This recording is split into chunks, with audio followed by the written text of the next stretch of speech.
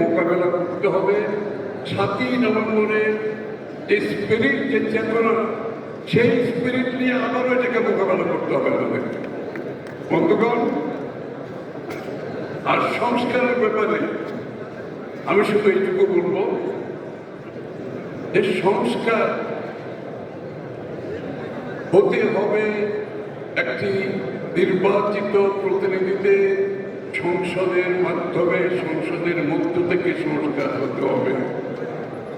নির্বাচিত প্রতিনিধিরা জনগণের ম্যান্ডেট দিয়ে সংসদে এসে সংস্কার করবে, এর বাইরে কোন সংস্কারের সুযোগ নাই।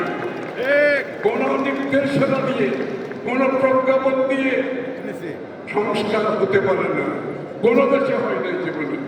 বাংলাদেশে আগামী যে সংস্কার হবে সেটা হবে বাংলাদেশের নির্বাচিত প্রতিনিধিদের মাধ্যমে সংসদের মধ্যে হতে হবে। আমাদের পক্ষ থেকে আমাদের 31তম সংস্কারের যে প্রস্তাব, আমরা সেটা আগামী দিনে ইনশাআল্লাহ জনগণের ম্যান্ডেট নিয়ে পরিপূর্ণভাবে সেই সংস্কার সমাধান করব। সবাইকে ধন্যবাদ।